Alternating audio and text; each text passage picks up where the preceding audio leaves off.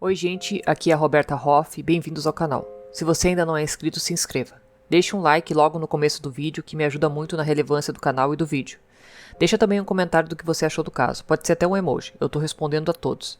E bora pro caso de hoje. O caso Gretchen Harrington, solucionado quase 50 anos depois.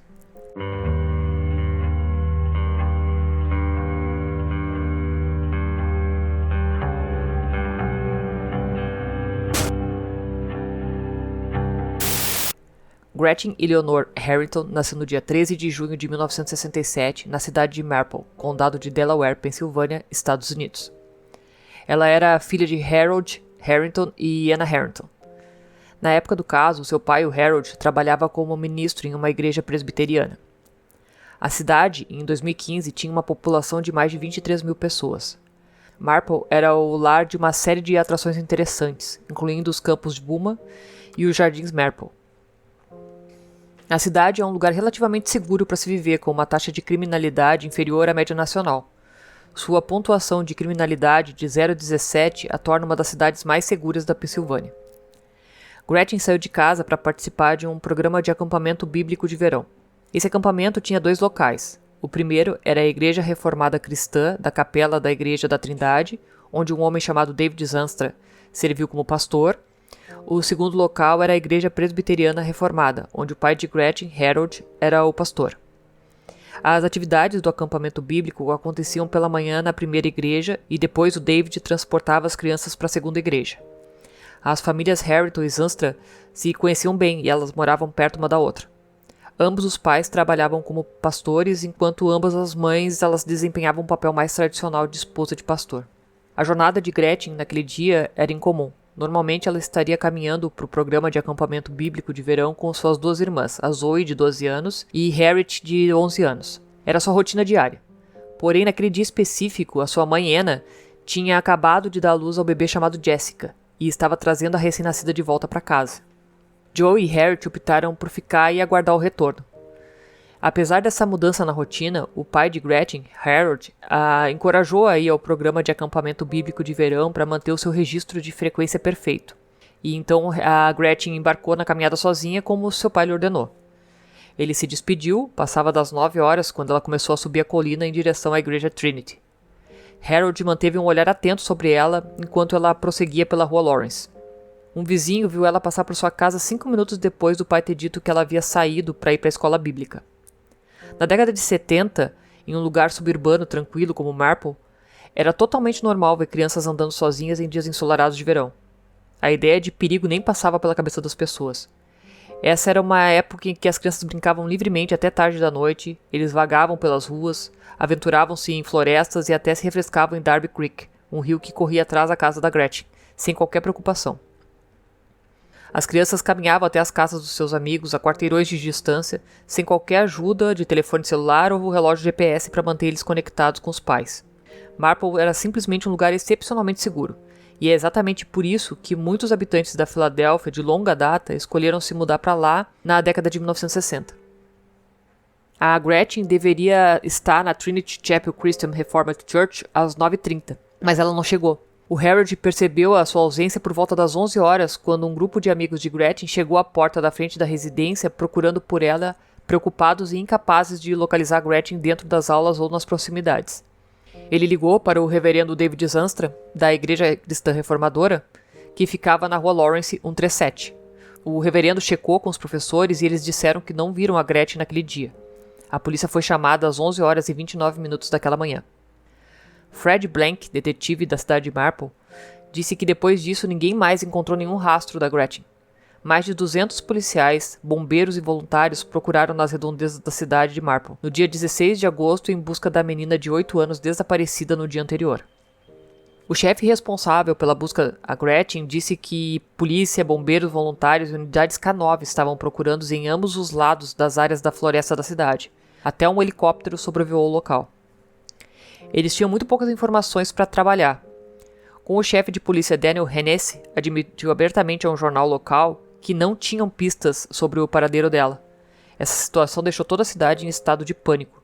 Amigos e familiares começaram a distribuir panfletos para motoristas que passavam na área. Uma onda de especulação e inúmeras perguntas sem respostas.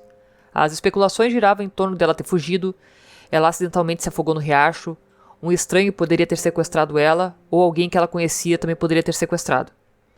O mistério em torno do desaparecimento da Gretchen deixou todos profundamente preocupados e perplexos nos dias que se seguiram. Depois que a Gretchen desapareceu, a polícia trabalhou em conjunto para obter informações e entender os eventos em torno do seu desaparecimento. Uma de suas principais entrevistas ocorreu no dia 19 de agosto, quando eles falaram com o David, que era o pastor.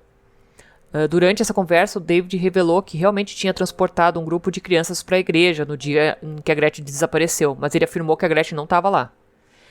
Eles recorreram à ajuda de uma vidente chamada Judith Richardson. A Judith era conhecida por suas habilidades psíquicas para ajudar na aplicação da lei e resolveu quase 100 casos criminais, especialmente aqueles envolvendo crianças desaparecidas.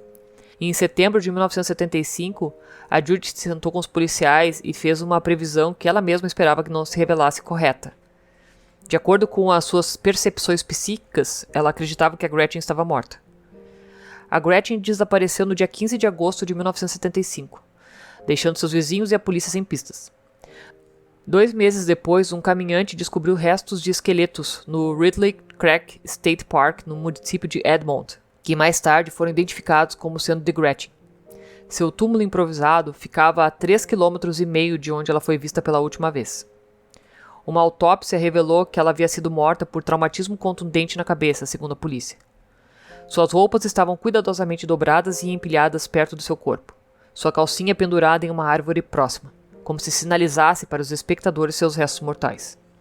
O caso foi arquivado 2 meses depois por falta de pistas. E em 2021, 2 residentes do município de Marple, Mike Mattis e Joanna Sullivan, contataram o atual chefe da polícia, Brandon Graff, e pediram os arquivos originais do caso para um livro que estavam escrevendo sobre o desaparecimento de Gretchen. A maioria dos detetives originais que cuidavam do seu desaparecimento já haviam se aposentado ou morrido. Após a publicação do livro em 2022, uma mulher abordou os autores e disse ter novas informações. A mulher, que não foi identificada pela polícia, forneceu à polícia o seu diário de infância. Adivinha, ela escreveu no seu diário, de acordo com a NBC News. Um homem tentou sequestrar Holly 2 vezes. É um sequestro que não posso contar a ninguém, mas acho que pode ter sido ele quem sequestrou Gretchen. Acho que foi o Sr. Z. Em janeiro, a mulher conversou com os investigadores e disse-lhes que David Zantra a molestou sexualmente 2 vezes quando ela estava dormindo na casa dele quando tinha apenas 10 anos. Na época, ela era a melhor amiga da filha de Zantra, que confessou que o pai fazia isso às vezes, de acordo com o gabinete do procurador distrital do condado de Delaware. O abuso teria acontecido poucos dias antes do desaparecimento de Gretchen. Munidos dessas evidências, os detetives viajaram para Geórgia para falar com o ex-ministro. David Zantra foi extraditado para o condado de Delaware acusado do assassinato de Gretchen Harrington em 1975. O ex-pastor de Broomall confessou no início deste ano o assassinato e foi levado da Geórgia para a Pensilvânia para enfrentar acusações de assassinato e sequestro. David Zantra, agora com 83 anos, foi acusado em julho de assassinato em 1º, 2º e 3º graus, bem como sequestro na morte de Gretchen. A polícia disse que, após alguma hesitação inicial, o Zantra confessou ter matado Gretchen. Lembrando que foi Zantra quem fez o serviço funeral de Gretchen. Ele disse aos detetives que viu Gretchen na rua, a atraiu para o seu veículo e depois dirigiu até o Parque Estadual Ridley Creek, ao invés de levar a garota para a igreja. Em uma área isolada, ele exigiu que ela se despisse. Quando ela recusou, ele bateu na cabeça dela com uma pedra e cobriu seu corpo seminu com folhas e outros detritos. Eles obtiveram essa confissão, disseram mais tarde, ao confrontar ele com novas evidências de que ele havia molestado outra garota pouco antes do desaparecimento de Gretchen, de acordo com a declaração de causa provável apresentada para sua prisão. Os advogados de Zantra, que se aposentou em Marietta, Geórgia, nos anos seguintes, inicialmente lutaram contra a extradição, mas os promotores liderados pelo promotor distrital do condado de Delaware, Jack Stoltelmer, pressionaram e, com a ajuda do gabinete do governador Josh Shapiro, trouxeram o assassino confesso de volta à Pensilvânia. O detetive do caso disse que, agora, Zantra começará o processo de enfrentar a justiça pela coisa horrível e maligna que fez com a pobre menina que confiava nele, porque ele era pastor e amigo da família. E ela cometeu o erro de entrar no carro com esse homem, esse monstro, disse Stoltelmer. Stoltelmer também disse que o sequestro e assassinato de Gretchen angustiaram a antiga congregação de Zantra, que o promotor disse que provavelmente fechará esse ano. Investigadores de outras jurisdições também procuravam o envolvimento potencial de Zanstras em outros assassinatos não resolvidos, disse Solstelmer. Em Fairfield, Califórnia, por exemplo, a polícia está agora investigando se Zanstra pode estar ligado ao desaparecimento de Nick Campbell, de 4 anos, em 1991. Gretchen não pode ter sido a única vítima de David.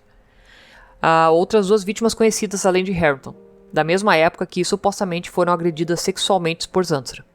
Uma das filhas do réu e uma terceira mulher não identificada que ajudou a desvendar o caso. O promotor distrital Jack Solstelmer disse à NPR que acredita que pode haver mais vítimas de violência sexual por aí, já que após o assassinato de Harrington, o pastor se mudou para o Texas e depois para a Geórgia. Há também uma 4ª vítima em potencial, uma garota que alguém tentou sequestrar 2 vezes na mesma época em que Gretchen Harrington desapareceu, a Holly, da qual a garota do diário falava. As autoridades recolheram o DNA do réu, que está agora no Sistema Federal do Índice Combinado de DNA, conhecido como CODIS, para que possa ser comparado ao DNA recolhido em casos abertos da Pensilvânia e em todo o país, de acordo com a declaração do promotor.